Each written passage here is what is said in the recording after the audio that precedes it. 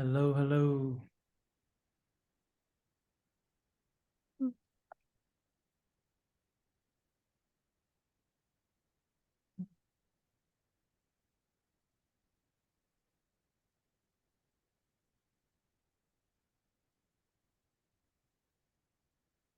Hmm.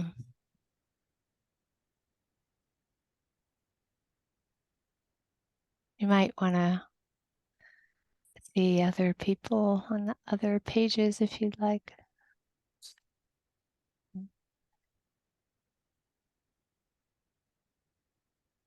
Such a treat.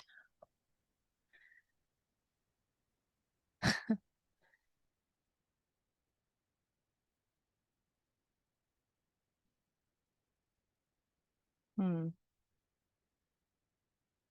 Okay.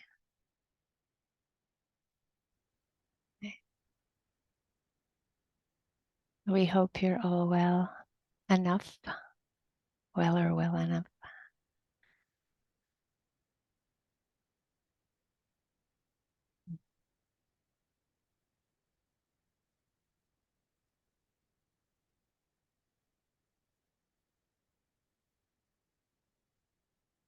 Okay, get going. It's wonderful to be together, sit together. Hmm. Jesse is still back in Ecuador, and this is it, right? Last week there. Oh, can you hear me, Jesse? I am. I'm kind of trying to switch between Oh, two okay. bad Wi-Fi connections, and I think I'm gonna stick with this one. We'll see. Okay. Too bad connections. Oh, okay. Hmm.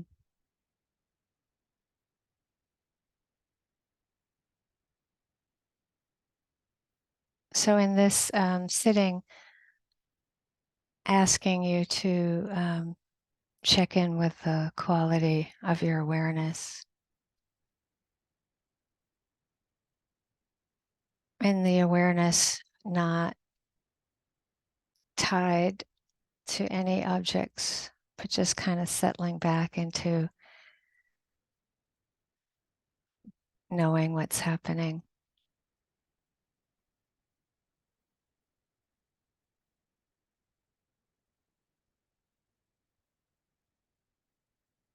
And and strengthening the intention to just be with what is.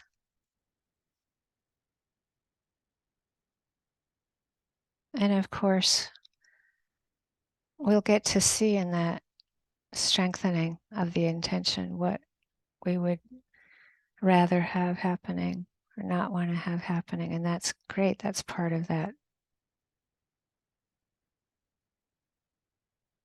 purification of the intention.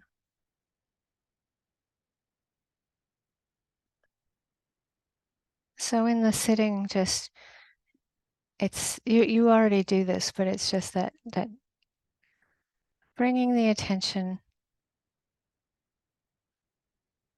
just back to that awareness that's free, that isn't caught in anything particular.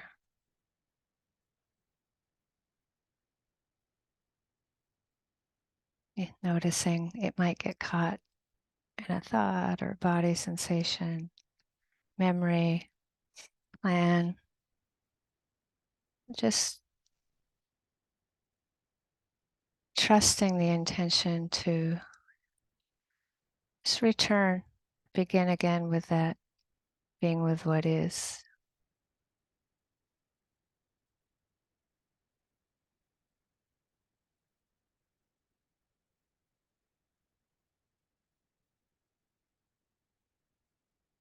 And at times, hopefully, interested in just what's appearing,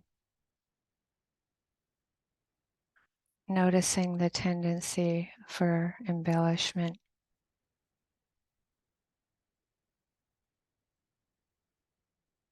And it's that care It's a kind of metta itself for bare attention.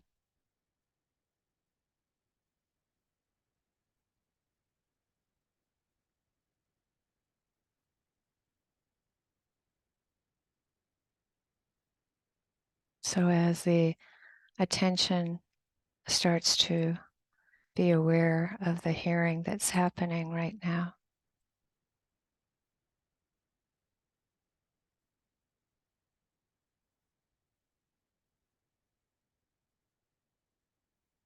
so it's a dropping into or relaxing the attention into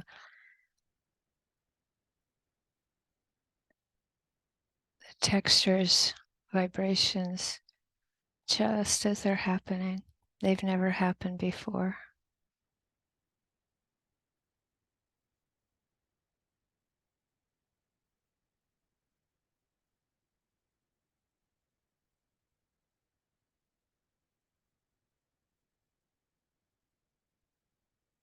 They're sometimes wherever we are, it's quite silent, and then it's appreciating the subtlety of the textures within what we call silence.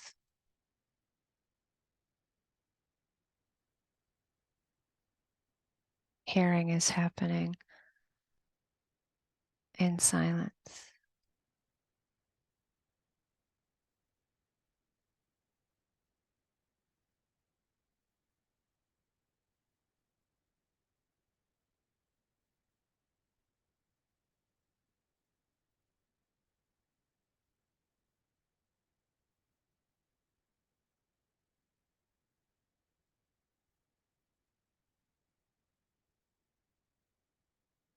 And finding that freedom of not having to do anything with the sounds or the silence in particular, but notice they're happening just as they emerge, live, and pass away.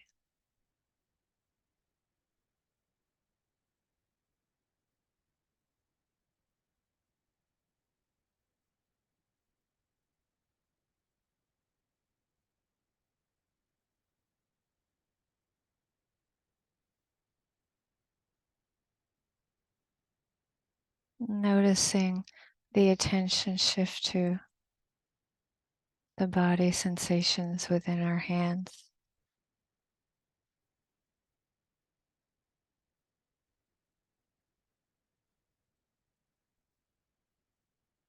So similar to sound.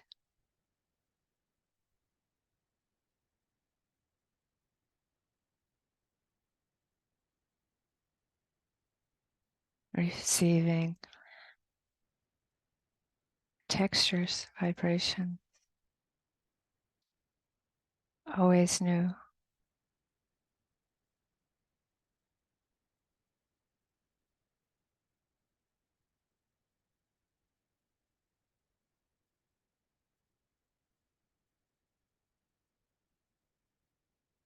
And being interested, if we can, into this question, my hands, are they my hands? The word hand,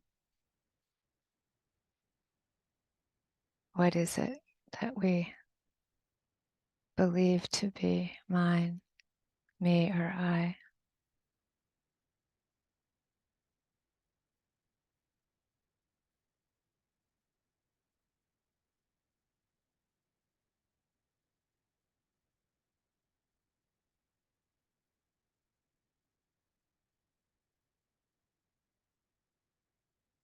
We might notice wind, air, vibration, earth, hardness, rough, smooth, soft, light, heavy, hot, warm, cool, cold. screaming, stuck.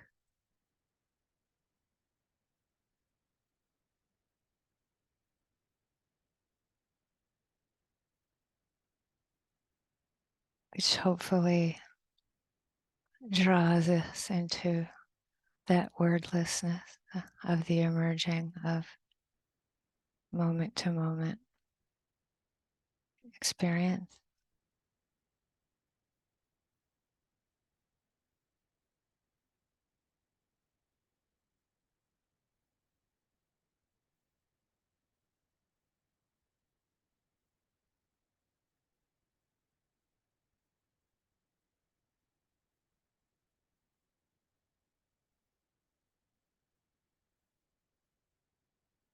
Letting the calm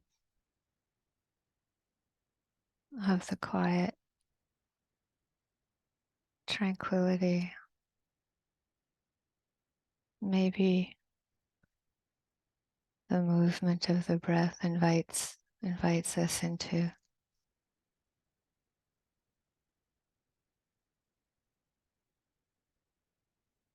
a rhythm of calm.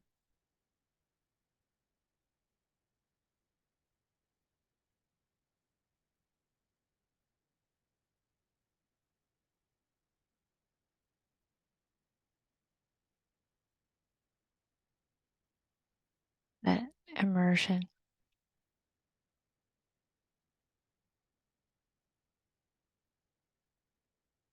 into this amazing movement of life and death.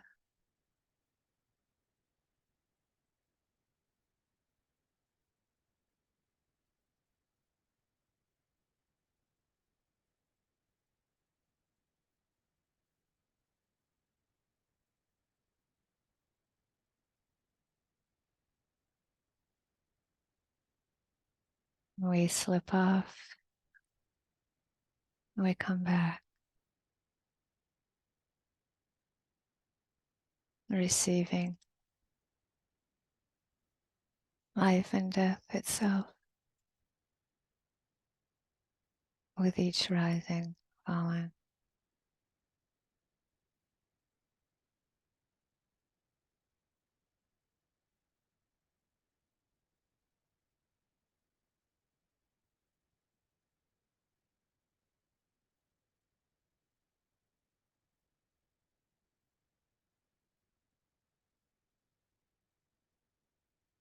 So this language of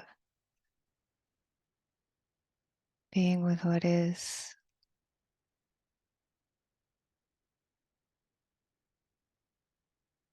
non-conceptual,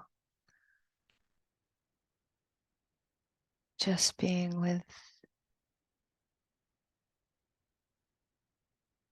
these thoughts that aren't ours, coming and going like sounds, emotions, coming and going like the breath.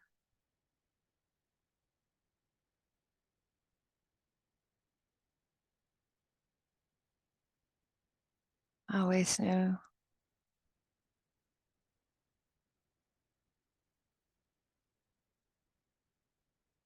never again the same moment.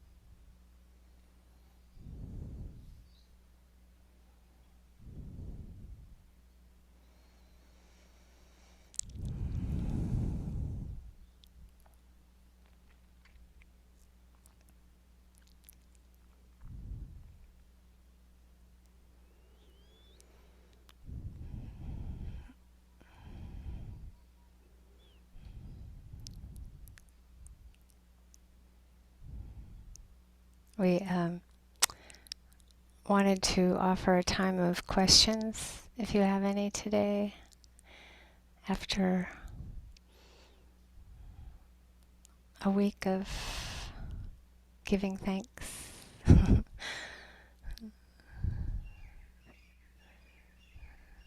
Just a reminder, if you have a question, the best way to let us know is on the bottom of your Zoom screen. There's a reactions button, and there's a one that says raise hand. And if you click that, we'll get a sense of who's in line.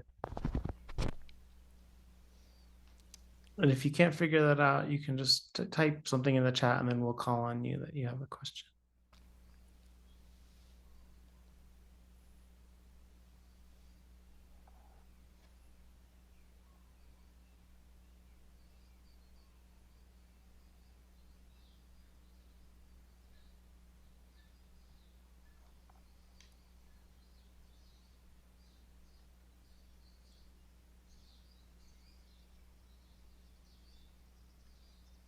Graham, do you want to, let's see, would you like to ask the question if you have something?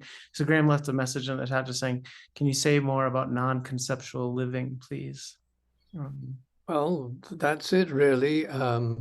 Michele tossed off the phrase in passing last time, though I think you are talking about it, but it was mentioned more or less in passing, and I just would love to hear a little bit more about what that means. Do you want to start, Jesse, or do you want me to?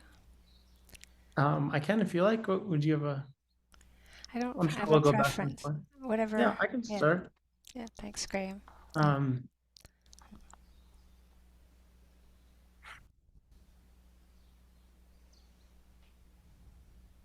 I think one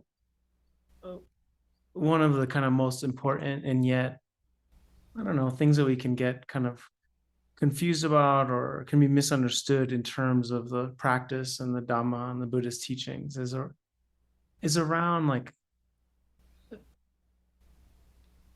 has so much to do with the question of concepts and views and ideas and notions, and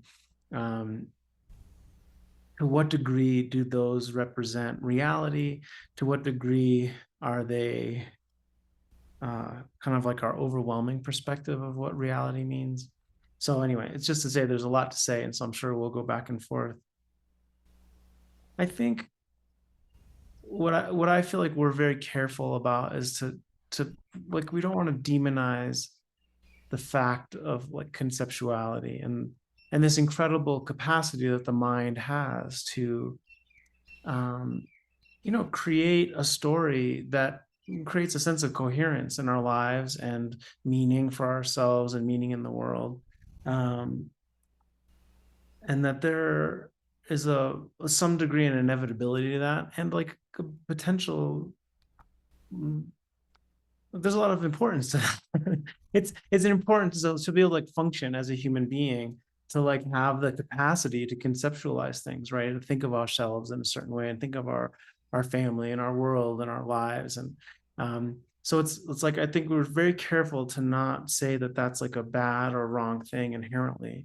I think what we start to realize when we come to practice is that we are so well developed in that and so well trained in that we are actually mostly living in our conceptual notion of existence, of life, of our world, of ourselves, of who we are, of who other people are, of what's happening, to such a degree that we lose a connection to other aspects of reality that are equally or more true, right? That require training of starting to be less conceptual in our relationship to life as it's unfolding. And so that is a lot of what the meditation practice is about like starting to develop a non-conceptual relationship with physical experience, right? Like Michele was kind of guiding us through a non-conceptual relationship with sound, with visual impressions, with and all of the sense doors, including the mind and heart. And we see how difficult that is as a meditation practice, that it's like very difficult to to kind of let go of the tendency to constantly be naming and kind of overlaying a conceptual framework on every single thing and weaving it together into a certain coherence. Again, not that that's wrong or that there is an important value in that, but that there is a shadow side to that. There is an incredible downside to that, and that we learn that through the direct experience of the body, that we come to understand, very important things about the nature of existence, the nature of phenomena, then the nature of suffering, the nature of delusion, and how to liberate ourselves from it. The body, the other sense experiences that are rooted in the body, and mind itself, and that we can actually observe mind in a non-conceptual way, right? That we experience thoughts not just as the content of the thought, but as a phenomena of mind, right?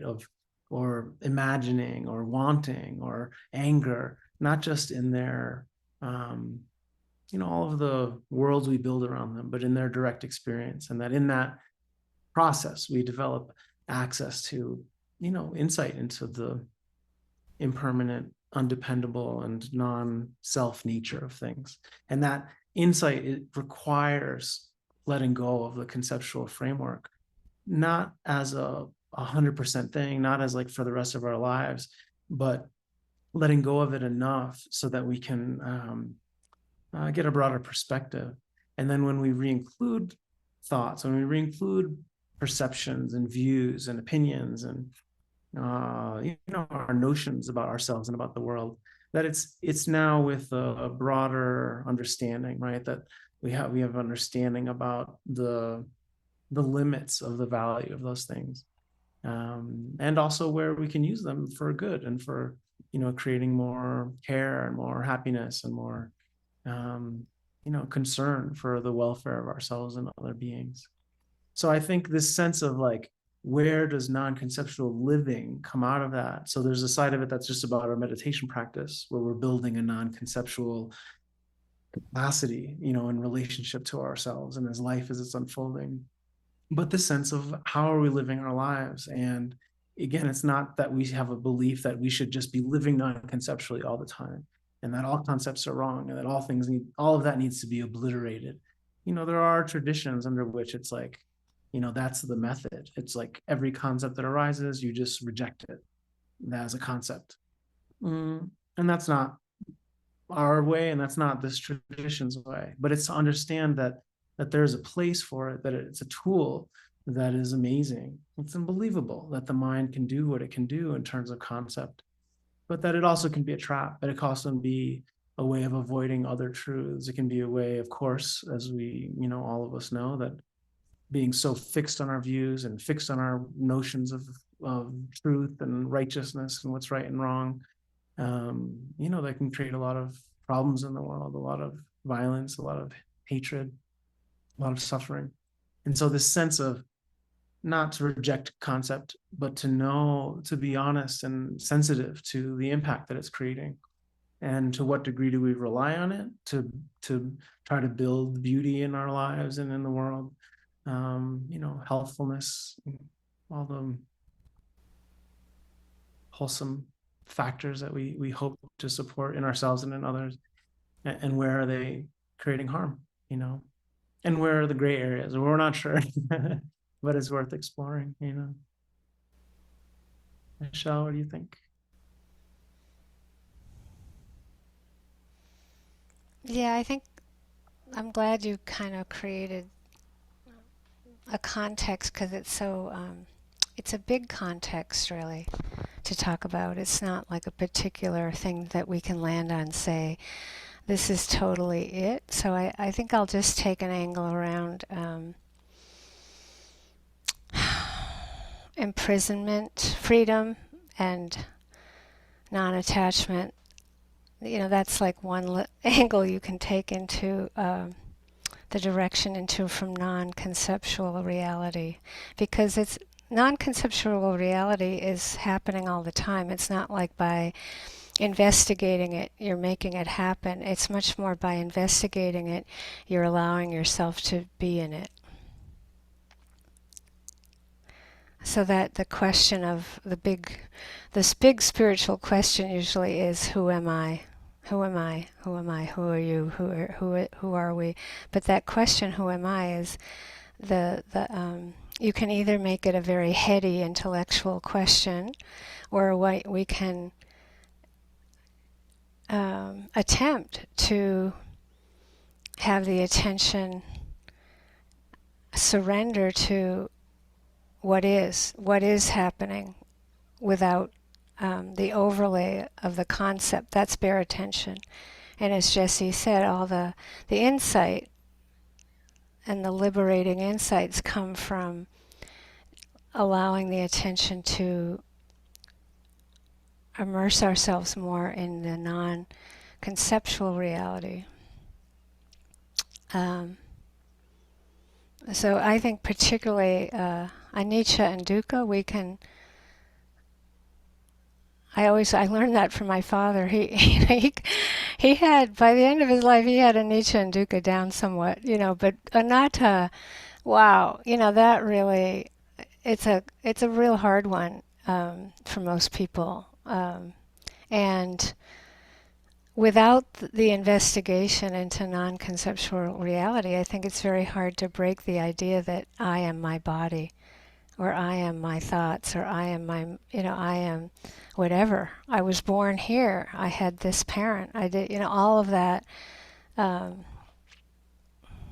way, of course, that Jesse's saying, we're not rejecting.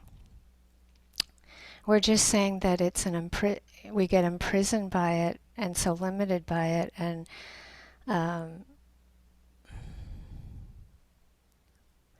the less we're in touch with non-conceptual reality, usually the less free we are.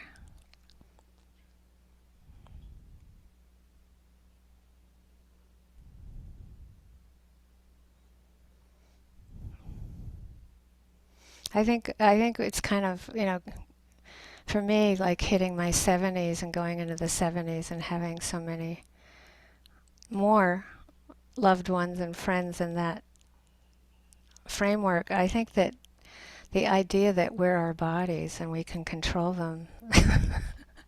If you're not like figuring it out by then, it's hard. It must be. I can't even imagine it, actually. I can't imagine life without the practice anyway, but considering how out of control the body does get at the end, I think it's a very pragmatic teaching. I think the liberation teaching is very pragmatic.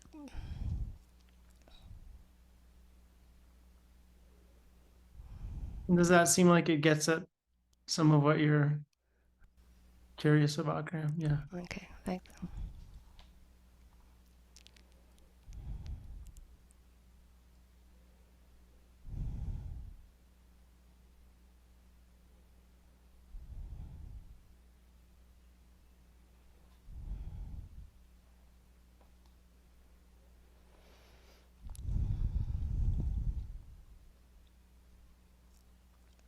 I think I do just want to say this is simple, but like this, the thing about, the question about like non-conceptual living, I do think that it's just so important in terms of like, how does the meditation practice integrate into our daily lives, and, that there are just, it's important to like integrate. It doesn't have to be like, oh, formal sitting practice all day long or something like that, but just this sense of like, when you're wherever, when you're at work, when you're in a park, when you're with family, when you're with whatever, whenever we're like, especially when we're very involved in something that is like, we have strong concepts about, beliefs about, or just frameworks of like, this is what is happening right here. I'm at the dinner table with these people, or I'm in whatever, the framework that we're adding around it. And again, it's like, not to be that it's wrong, but always a sense of like, where are there other levels of reality that we're also not losing touch with and not losing contact with, and like access to that perspective. And like, where is it that no matter what might be true about these other views of what's happening, that there's also just like feeling the body, seeing that, receiving sight, receiving sounds, and attuning and dropping into these other levels of reality that are not conceptual, that are directly experienced in the midst of a conceptually framed daily experience. It's just really important, and it really is something about like, it's not like we have to live in that all the time, right? Where we're not recognizing social realities that we're encountering, for example. It's like, no, it's not about not recognizing those things and not attending to them, right? But that actually by not only kind of like living in this part of our relationship to that, by coming back into the body and coming back into a broader perspective of anything, that it's like, oh, okay, it gives us a little bit of room to breathe and a little bit of access to something else in the midst of how we need to hold our lives conceptually, and the world. Well, since it's a duet, yeah, I think, did I do this? Yeah. This whole idea of peace, I mean, we're living at a time where I think that it's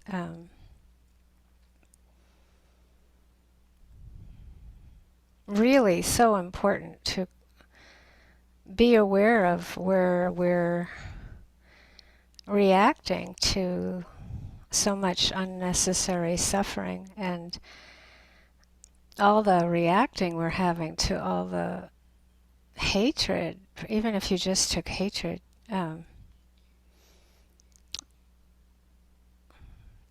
think that kind of being able to, when we talk about non-conceptual living, I think the idea of like at least some kind of seamlessness between concept reality, where we're able to have enough wherewithal to question our reactions, question the reactions enough to be able to bring in, say, compassion or metta, or to bring in equanimity, or to pause enough to have the base be non-conceptual reality. That's possible. I mean, in a way, in terms of the instruction today, that kind of instruction to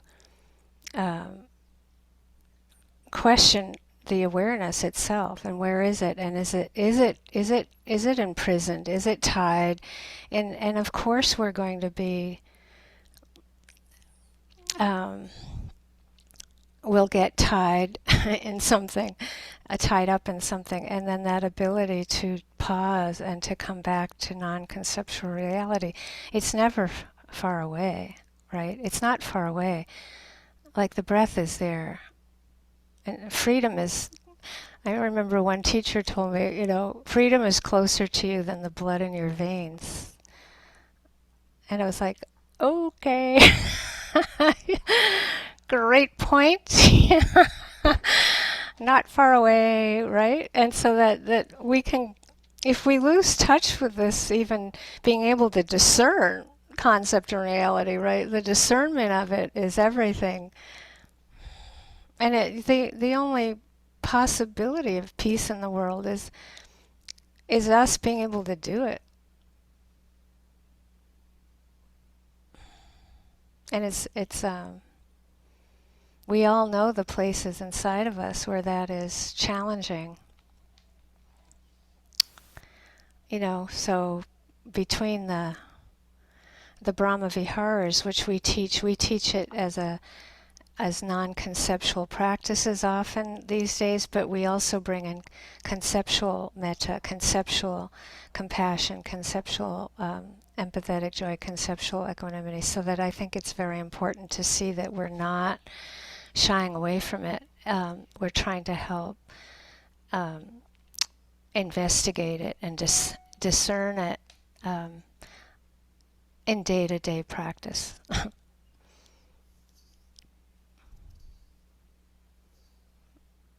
Yeah. So it's fun. It's a great question, Graham.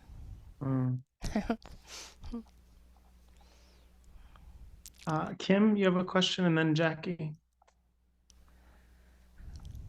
Yeah, it might dovetail on the former question. I've been thinking a lot about the difference between connection and attachment. I recently turned 70, and like everyone, I'm in the midst of the holidays, and most of my family is gone. And I find myself kind of just walking this fence of, longing for connection and community and, my chosen family, and staying, not being attached to it at the same time. And I just wondered if you all could speak about that a little bit more, as we need each other, and we need Sangha, and at the same time, it's just kind of, I just find myself, how much, well, it's just sort of skillful means is what I'm running up, trying to negotiate with myself, how much is the right amount, and how much, when am I clinging and needing and longing, and then needing to watch that and do the Brahma Viharas and all. And anyway, that just gives you a little flavor of where I'm coming from, but maybe you could talk about that. Thanks, Kim. Well, Jesse, you're pretty immersed out there in Ecuador. You might want to start. I'm in the opposite place. So. Family land. But I think that that's actually, it's kind of like, whether you're like immersed in family or like totally withdrawn from family, it's like the same crucible, like the holidays, you know what I mean? Like there is just this thing where it's like, whatever you're deciding in terms of like how close to get and how distant to be, it's like, it's the same fire, right? That you're like exploring of, of what you're saying. And I think you're right that there is something, you always have to be careful, but like nearly universal of this thing, especially if you are someone trying to get free in this way, and the way in which like that can really sort of open the heart and make you feel like more capable of kind of earnest and genuine connection, at times with less attachment, at times access to parts of our non-reactivity, and parts of our sort of like beautiful aspects of our heart that were we didn't always necessarily feel like we had access to. And then you come up against really deep patterns of behavior that are just like ancient, they're just ancient. And yet you also have a story of your own of like the family dynamics that led to that, you can track back to a certain point, right? And just sort of how intense that is. So I think it's like, we don't have a miracle answer to it, but I think that we really do respect and honor the challenge of that, of like, when do we feel like we have the ability to move closer and connect and be willing to be in the fire of conflict or of attachment, or all the stuff we wish people behave differently, we wish we ourselves behave differently, the creating new karmas, right? like when you have some incident happens, you're like, oh, this is a new momentum that I'm gonna have to like show up for, in the next 20 years, because something happened, or whatever. And where are the places where it's like, oh, you just need to take care of yourself because no one else is going to, and you protect your own heart, and you protect the conditions under which you're operating in these times. And then you might be more isolated, and you feel the longing for more community, you feel the longing for connection, for wanting some sort of reciprocal experience of love, with family or with friends or whoever. And that you bear it, it's like either way. It's like that sense when the Buddha said that to Angulimala, right? It's like, just like, bear it, like, this is like, it's hard, it's hard to go through the wanting. And that's ultimately what you're noticing, is that it's like, no matter what all the external conditions are, distant, close, or whatever, it's like, oh, it's in here. Is like the place where you feel free, and the place where you feel so entangled, and sometimes the medicine is like more space and more protection, and sometimes the medicine is more engagement and more material and testing our capacity, and that sensitivity and the skillfulness of when is what, when is moving forward, when is pulling back, and when is it out of your control. And so you just sort of show up for it. It's there's a lot there. And so I think it's such an important question about like where we are now. And for many of us, of course, not everyone follows these holidays that are sort of the mainstream of like Western culture, but even, it's like, if that's the predominant atmosphere that's around us, even if it's not like our religion or our tradition, it's there, right? And so that it's still pulling on some strings in here, and we're all having to negotiate that. I don't know. Michelle? Yeah, well, I feel like I might have said something that was misleading, and that I'm very immersed in one way in family, but I'm living alone at the moment, and so there's this. I'm having the extreme, like an extreme of both. But I would say that I was having a conversation with somebody recently that was having a hard time in their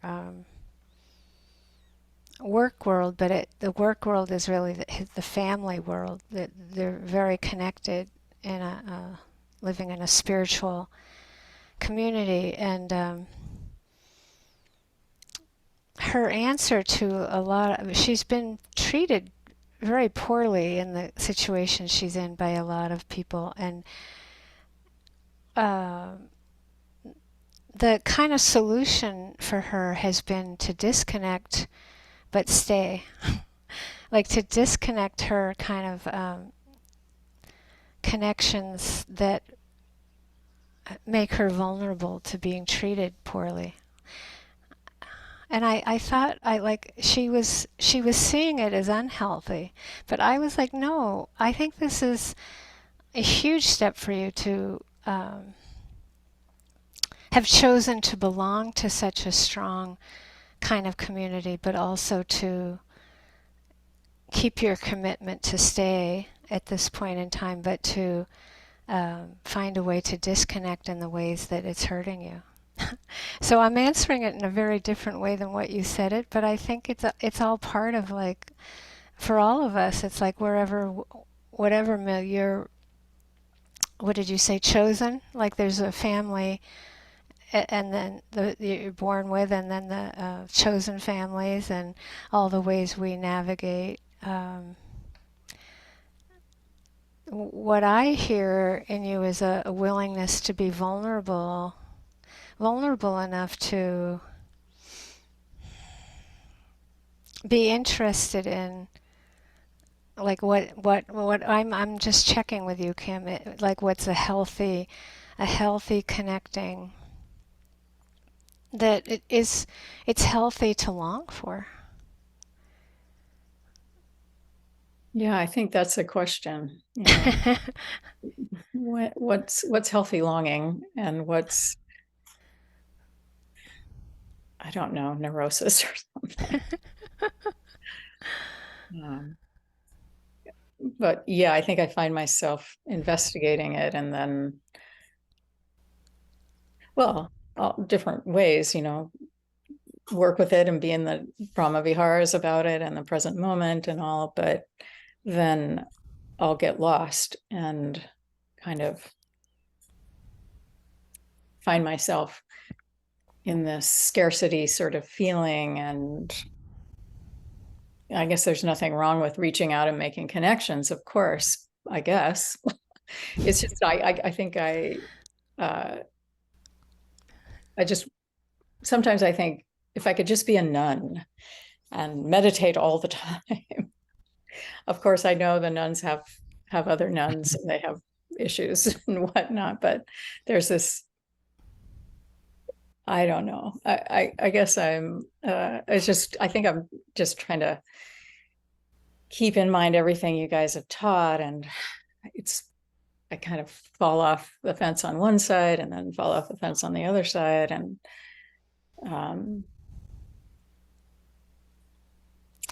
Well, can I say one thing that I think, again, it's kind of going deeper with it, but it's like,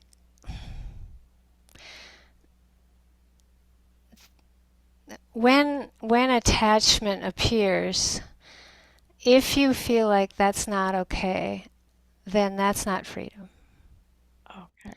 And so I think that kind of dropping in there, it's always a moment to moment experience that I'm trying to describe to you, but it's like that when that feeling of like a longing or wanting that you think might not be an okay experience to be having, that's the place where the work is. Would be the aversion to it or the judgment of it, or that rather than, because as you know, we teach a very particular way to deal with it, which is like, if you can say to yourself, well, of course I want that, or of course I'm attached to that, or do you see the difference? Like, it's like an agreement with what is happening, because that gives enough space to then sometimes even laugh with it, or at least see it as impermanent. Or do you see what I mean? There's a difference between getting that, of course that's how I feel, but you don't have any control over it. Meaning you don't have any control over the result of the wanting. You can't control if somebody's going to respond to that or not, right? But you can have wisdom in charge, or like metta in charge, meaning that when you say, of course I want that, then compassion is possible for the attachment. Do you see? So you don't have to, you're not a victim of the attachment anymore.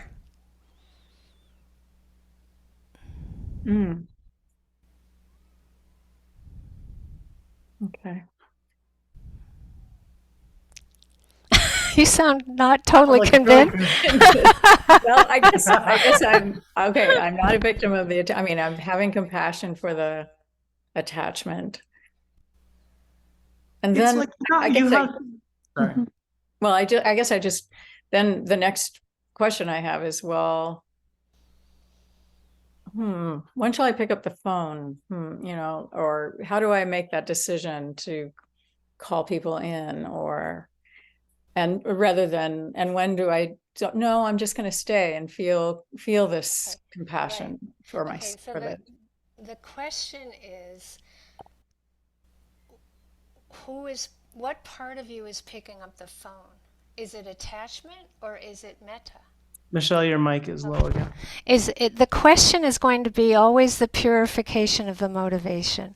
That's freedom. And so if there's a knee-jerk reaction to having attachment come up and then just blindly making the phone call, or or saying, no, I shouldn't, that's not the purification of the motivation. It's not the suffering that ends suffering. The suffering that ends suffering is being willing to say, of course I want that, it's okay. And what do I do with this? Like, where's the freedom here?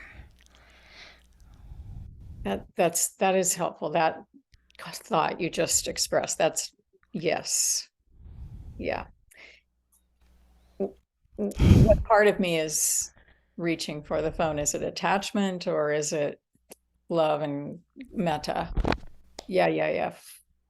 that And which part of you is not reaching for the phone? Is it love, or is it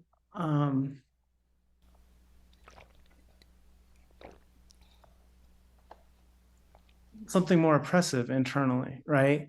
So there's the way of like, do we need to ultimately, as like as a larger part of the practice and of life, like come to be friends with loneliness, right? Do we need to have a relationship with loneliness that's like investigative, that's understanding, that's like spacious and caring and equanimous? Yeah, right. And so when it arises, there is an opportunity to be with it, right? And to try to understand it and to make friends with it, so that it doesn't feel like we always need to like have this knee-jerk reaction to filling the void, right? Where it's like, oh no, I can actually be with this longing, you know. But that same act, what can look like the same act, right, which is a sort of stoicism of like, no, I'm not going to call anyone, and I can do this on my, right, that ultimately you actually see that it has a lot of self in it. It has a lot of sort of like negative enforcement of a certain discipline that isn't necessary, it isn't healthy also, right? Yeah. And so it's not like it's always going to be like what Michelle's saying. It's like, well, what is the motivation, and can we find a healthy motivation for staying with it or for moving away from it? And that the act doesn't matter, it's the motivation that matters, and taking care with that, you know. Because Your mic, Michelle. you're reinforcing freedom. Like the whole question, it's like, and to not have a cookie cutter answer. Well, I did this last time, I have to do the same thing. It's more just in the moment. The freedom is being able to not reinforce the reaction, right? Isn't that fun? I mean, that's the whole thing. Yeah. I think yeah. And then it can become interesting, even if it's excruciating. Yeah. Yeah. Mhm. I think I do Yeah. add another thing that is like not, it's a little tangential, Kim, to what you're saying, but it just for me was like, I have a younger, but that's starting to mean like older and older family member, who's in her early 30s, who's going to in graduate school for social work. And you know, it's like she has just become like awakened, you know, to just all these dimensions of the internal world, you know, of other people and her studies, and then of herself. And she's like just getting involved in like modalities, you know, of like understanding and therapy, and you know, just like trying to get into all this stuff and really feeling like more the like that sort of visceral and beautiful like intensity of like, oh, wanting to be healed more and wanting to be healthier and wanting healthier relationships. And it's just amazing. It's like to see that excitement, and then also to see like how many people maybe in our world are like not up for that, you know, or at this point aren't up for like the deepening engagement and the like doing they're not wanting to necessarily do the work in their own lives or in the family or whatever. And to see that sense of confusion, right? Like when we that many of us maybe have when we sort of first come to practice, we first getting involved and like, oh, there's more to all of this than just the rat race and the drama of our lives, of like there's something else. And then where is it not met, and where is it not matched, and where how does that play out, you know, in terms of relationships that we want to maintain or feel we have to maintain, that may not be ready for the kind of like dynamism that we're interested in? Where does that lead us to finding other relationships that like where we do feel met? It's just something powerful about seeing someone having this for the first time, and how like heartbreaking it is and how exciting it is, you know. But it's like there's something in this about that, right, of just like how this can help us feel so connected, and how also it can help, we can, there's something that can be isolating in growth, and that doesn't always, well, I say for at this point, like it doesn't seem to stop. Like there's, and it doesn't, and relationships that maybe have seen kind of like flat and not really going anywhere suddenly have like a new, after however many years, like a new dynamism. Or people that we've been close with up until last year, suddenly there's like, oh, something has shifted and there's like nothing there. And it's just it's something very powerful to show up for, and I think it's just, for me, it's a good reminder of like, oh, right, this is a big part of this process, is like our internal growth and how that relates to all of our relationships and dynamics, and what are we looking for? And maybe it doesn't have to be like an overarching certainty, right? But of this kind of like fluidity and willingness to, do what you're doing, basically. Yeah. Yeah, I would Your microphone.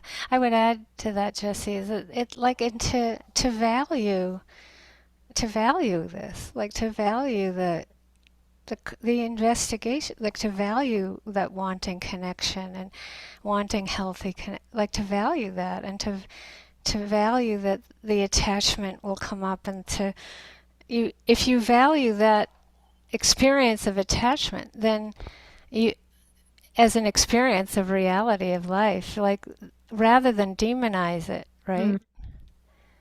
Yeah. I feel like I've been working on that, like valuing the attachment and valuing the longing, not just trying to get away from it or push it away or deal with it so it'll go away, but value it as something that to be investigated and have a relationship with. I think that's been a process for me.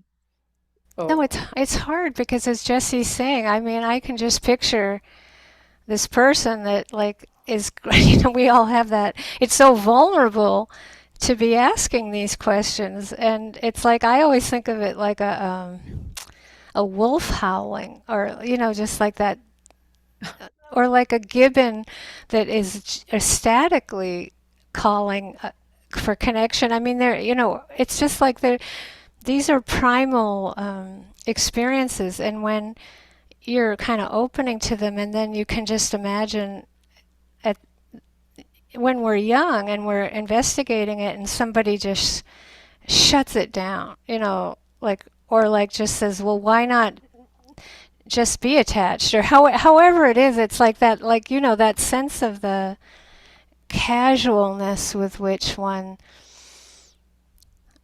can buy into all of our conditioning around this, rather than being vulnerable and being willing to explore it. Yeah. Thank you. Yes. Yeah, I appreciate your thoughts. I'm sorry to keep, because it's like, I just want to, it's like, it's not that this is like, there's a way that we can start to relate to these things as like, well, this obstacle in your path. Well, like if it weren't for this thing, you'd be happy. Versus like, this is it. This is the path. Like you have signed up for this question, and like this pain in the heart, and like this is what happens when you do what you're doing. It's like you show up for this, and this is what it is. This is the practice.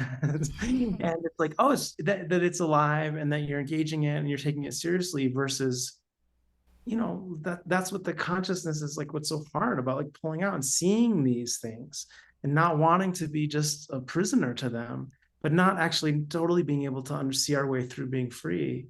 That's the path, right, of liberation, versus the unconscious, where it's like, oh, you're just involved in the drama, and you're just clinging, or you're just shooting away, or whatever, right? It's like, oh, you see this in the heart, and it's hard.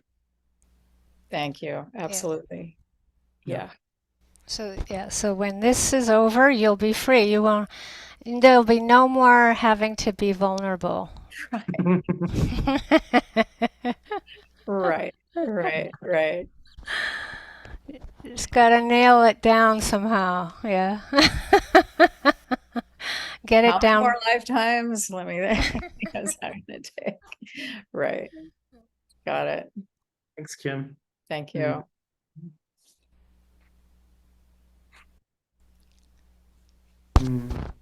Jackie. Hi, Jackie. Hello. Can you hear me okay? Yeah, for sure. Yes.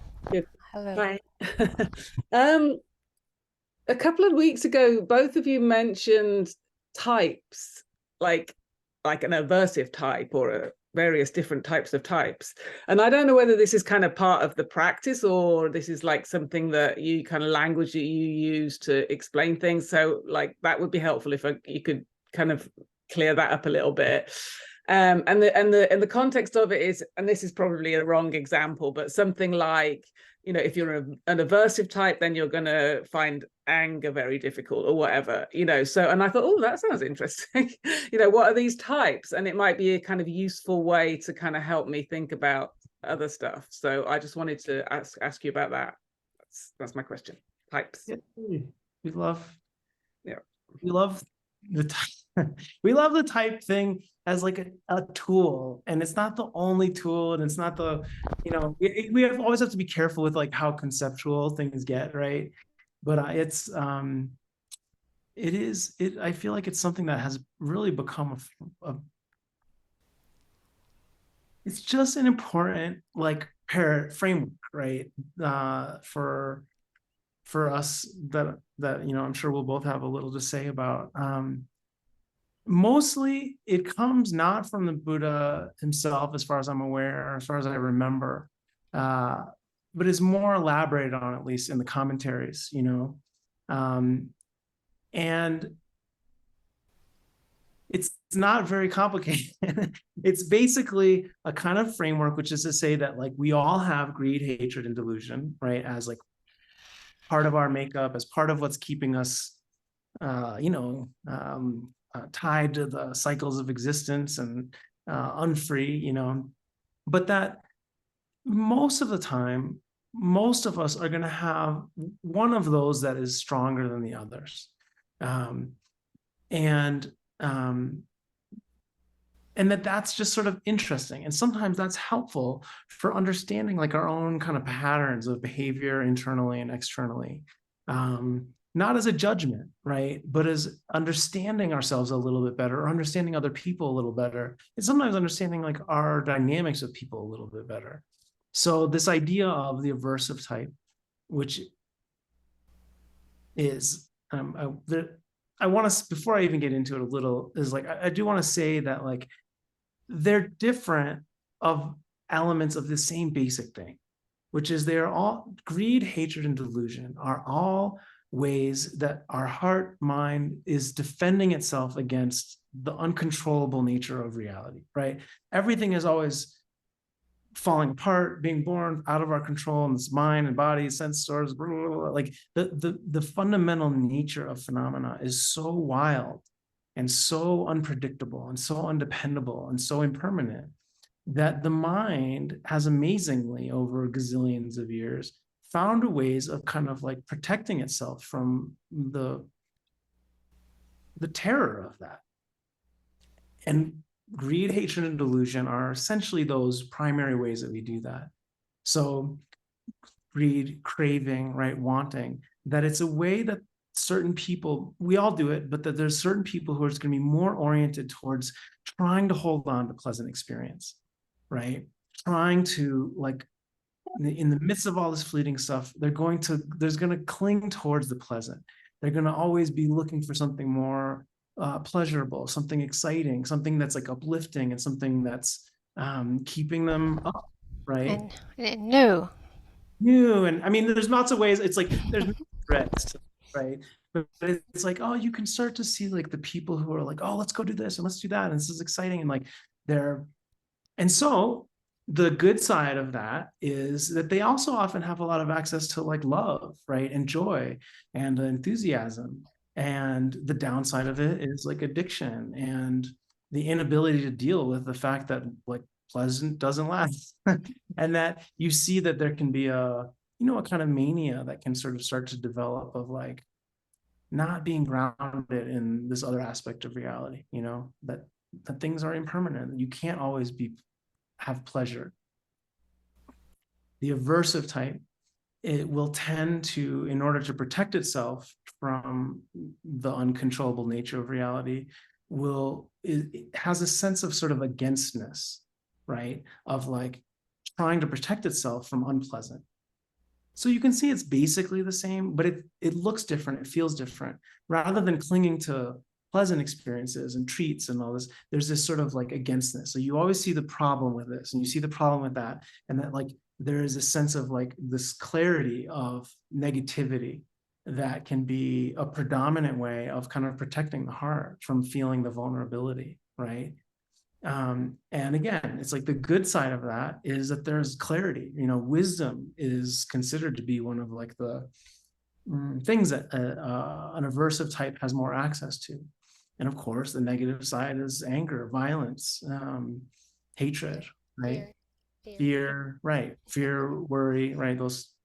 All of the sort of like negative, aversive kind of realms of experience.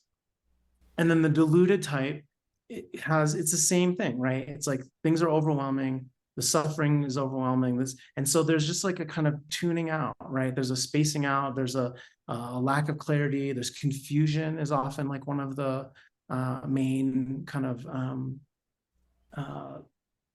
characteristics of a more sort of deluded type. But also there's a sense of like not attuning to the bad and not necessarily clinging to the good, but they often will have a sense of kind of equanimity, that sometimes when there isn't the sort of confusion aspect negative there's a sense of just sort of like easygoingness.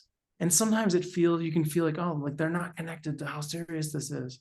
But also there's like a softness there that is also like very important, right? To have access to that kind of tranquility and equanimity.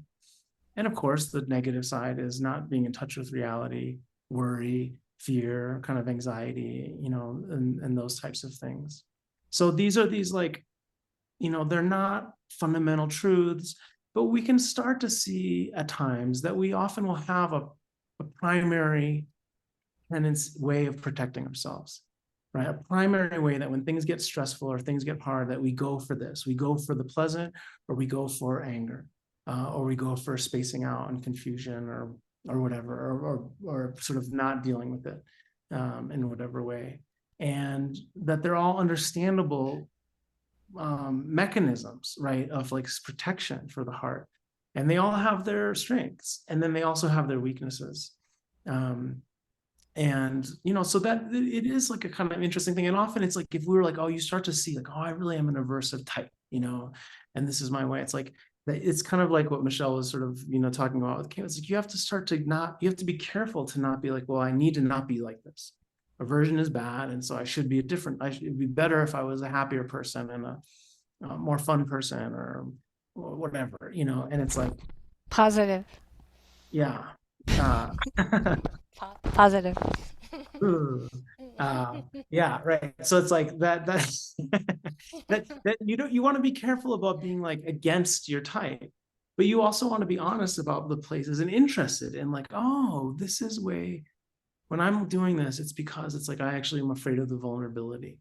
I actually don't want to feel what's happening in the heart or what's happening for this person I'm with. And so there's this clenching against, or there's a clenching towards, or there's like a kind of diffusion that happens where it's like things get unclear. And so you have to kind of befriend the tendency and understand, really not think of it as a pathology or a neuroses, but as like, oh, an understandable response of the heart to protect itself amidst the like totally uncontrollable nature of reality. And if we start to do that, then it's like, oh, we come to a different understanding. We see the strengths of our type, of our tendencies. We see the shadows, the places where it's like, oh, actually, we can create harm for ourselves and others with it. And then over time, you will start to see the other sides of it. If you're a really strong aversive type, it's like the deluded aspect of ourselves is sometimes like the most hard to acknowledge. It's the least, being confused and not being clear is like the part of ourselves we have least relationship with, and that there's versions of that for everyone, right? For for a greedy type to acknowledge their rage is like often very, very hard, right? But it's often, you'll see that there is a deep-seated rage sometimes in people who might appear very joyful on the outside. So it's like we all have all three of them. There's sometimes sort of like a layered cake, and you're sort of starting at the top of the cake before you get to the sweet bottom layer of it. I'll just add, because Harry asked in the chat, There's a lot of the delusion, which again we all have, but the confusion often leads to not maybe being able to make decisions. Because there's no like sense, there's no grasping of like what's pleasant or unpleasant, or neutral. Like the decision making is all kind of fogged in, so that I think where you see this at play, and where it's often this understanding of types is the most helpful, usually is in relationships.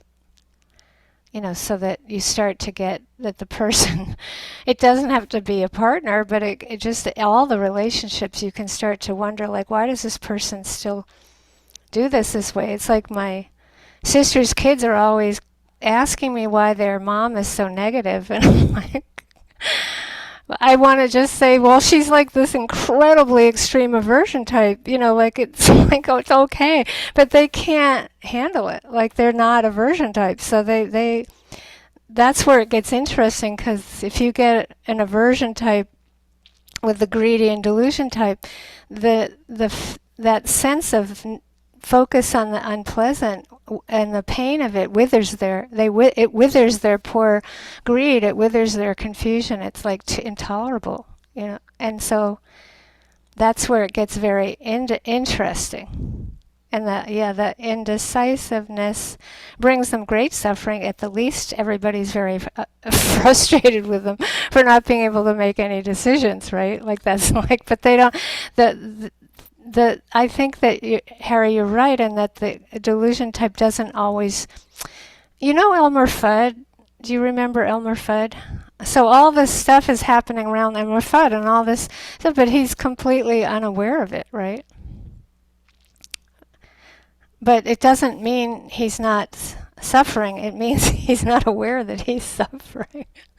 It is a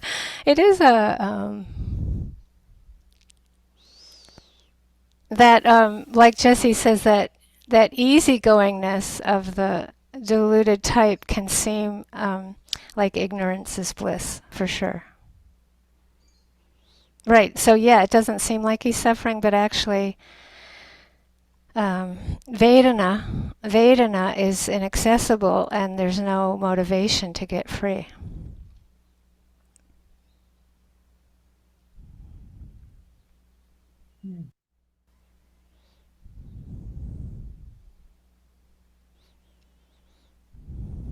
Yeah, I just went on a weekend with girlfriends, and as you were all talking, I'm like, oh,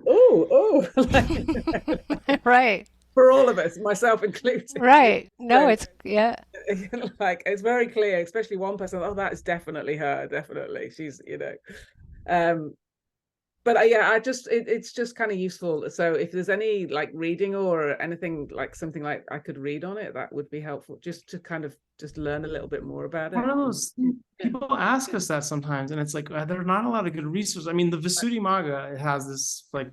I don't know if it's a full chapter on it, it's pretty extensive, but it doesn't have the sort of way that we're talking about it. But Jesse and I will joke about it because if you're an aversion type, you're not always that popular, like because you're always pointing out what's difficult, right? And so, but they tend to develop wisdom the quickest because they're so motivated. Aversion types are incredibly motivated if they're in touch with the suffering of it, of the being aware of the pain in the world. And but so when the description in the Visuddhimagga of how and where an aversion type should practice is in very pampered and comforting surroundings, soft, right? It's awesome. Delicious. And I mean, as an aversion type, I picked very harsh, very bleak for years. Like my tendency would be to go to that versus anything like soft. And when I read that, I just burst out laughing because, of course, then the greedy type is supposed to be around, the skeletons and the cobwebs and the not pampered, not, it's Or more austere, more yeah. austere.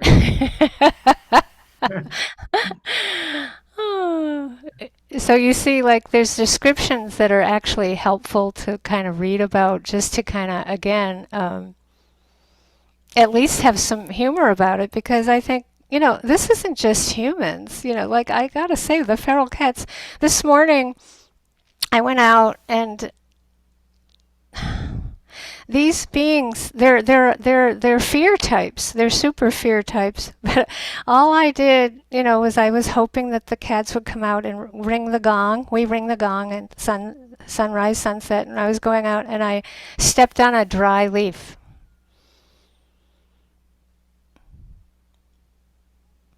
In my mind, all I had done was step on this dry leaf, and there was a crunching sound. But one cat fled to the point where I'm not sure when this cat will come back. Like, right? Like, it was so terrifying to that being. So that it's not just humans. It's like, that's just her. Now, the other cat was startled. It went like this, but it recovered because she's a much more greedy type. She wanted to hear the bell, right there. Do you see what I'm trying to say? You don't have to just limit this to humans. Yeah. It's fun. And it's like, I think that we really, and I feel like maybe we should do something about it, because we've been asked, it's like this question of like, where can we elaborate on it in a way that's like a little more kind of coherent, because it's also important to be light about it and to be fun about it and to be a little bit playful with it, because it's like, it can get very heavy as an identity, whatever your identity, whichever one you feel, oh my God, am I this type? It's like, you have to be so careful about like, kind of like using this as a little bit of a helpful tool that can be playful at times. But that you don't want to get too heavy about either, or too rigid of being like, I am this type, and that's going to have its own problems. Then just to finish, it's like the diluted type tends to be supported by a lot of structure, right? So it's less of a question of like pleasant or unpleasant kind of conditions, but like that conditions that have a lot of structure, right? Where the tendency towards confusion is mitigated, and while it says technically, right, and it's like that, yes, you have to be just careful with everything around these like commentaries and the text of like, it's like you take it, you find what's useful, you're very careful with the stuff that feels like problematic. And just to say that like we have seen incredible progress, like true Vipassana awakening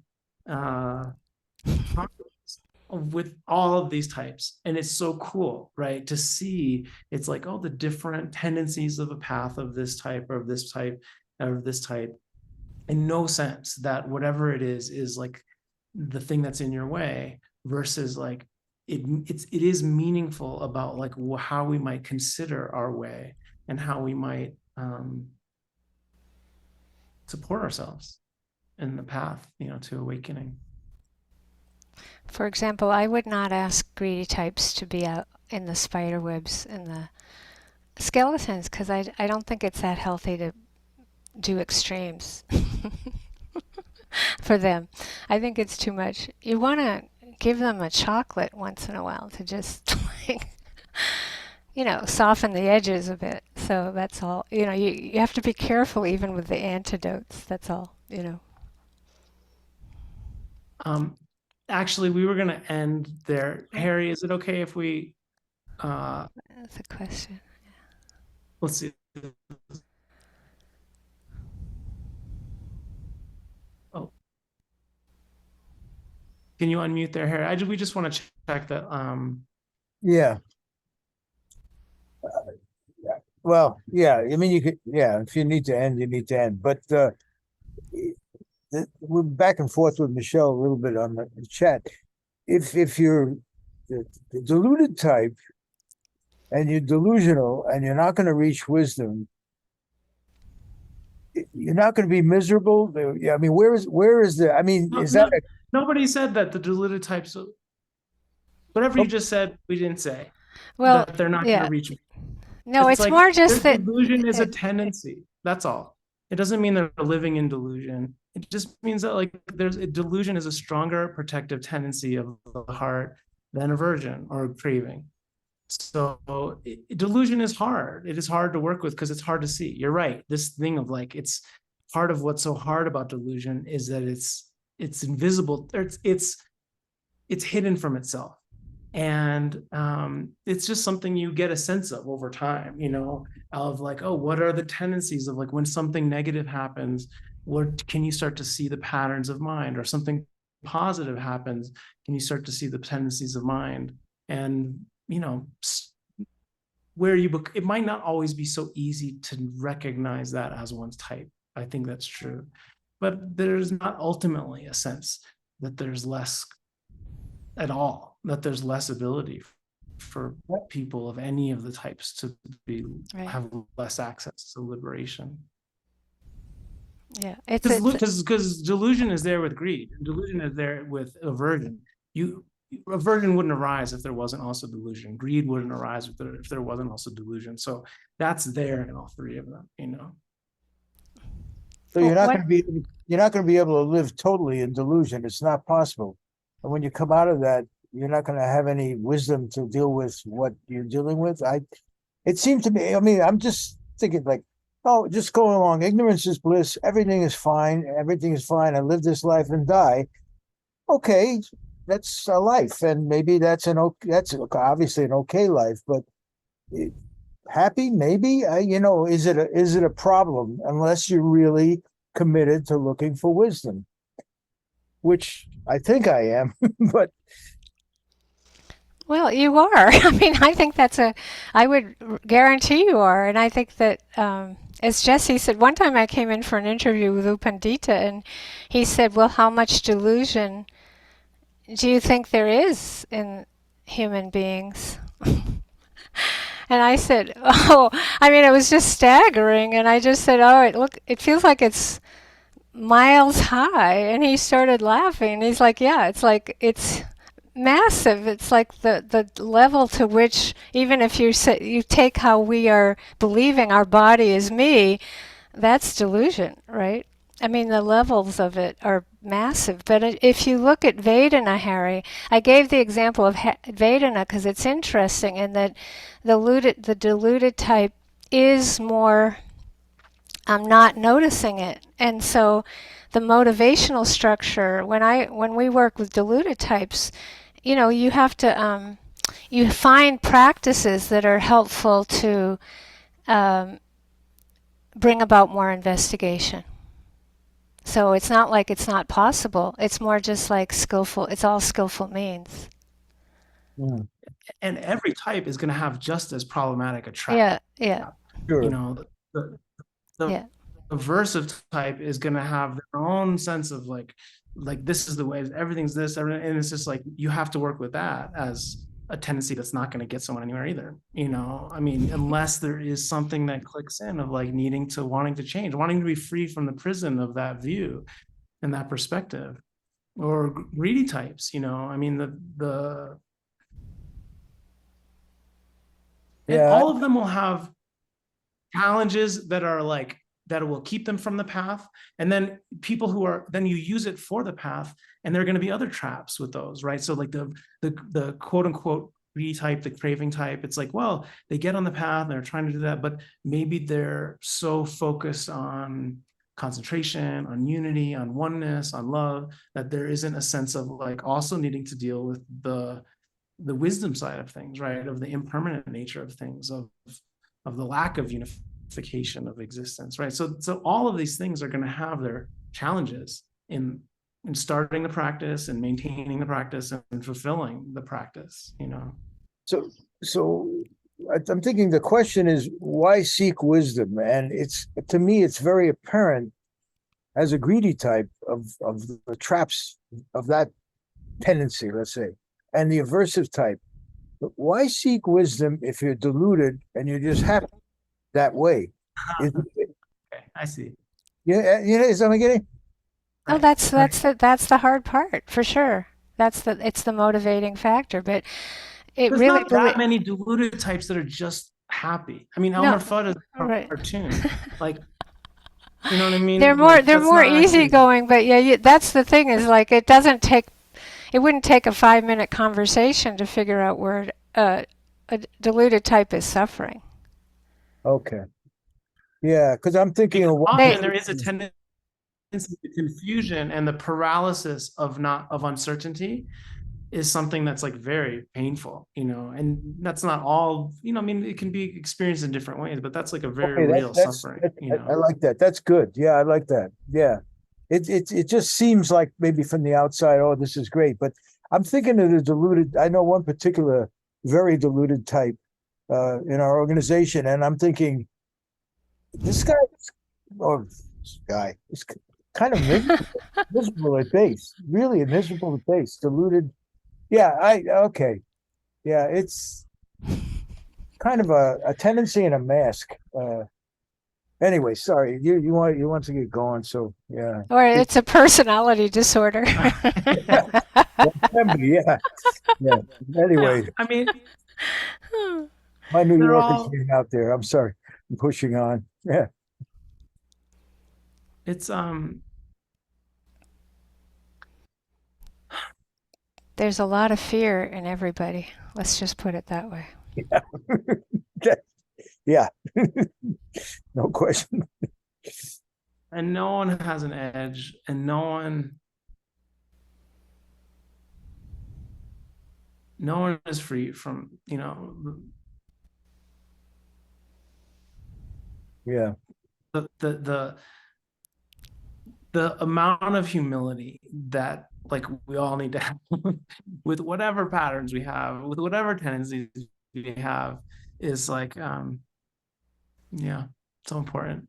And of course there's a tendency to judge ourselves or judge others, but to really also see like where do we find the compassion of being like, these are, again, it's like these are deep rooted patterns of protection, you know, and we can judge it as a mask, or we can judge it as like you know, a personality disorder, and you know, sometimes of course there are times things that are actually clinical, right? With any of these things, or there's, you know, addiction, you know, or there's abuse or whatever, you know, I mean, all of these things have their extreme aspects, you know, that are very real and like very serious. And there is this sense of like,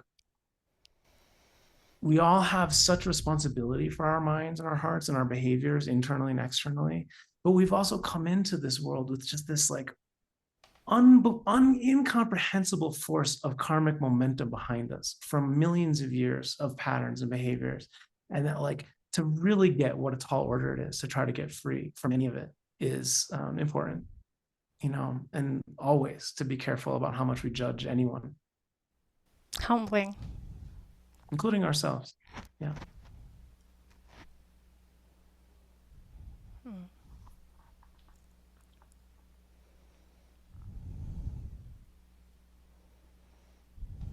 Have a good week.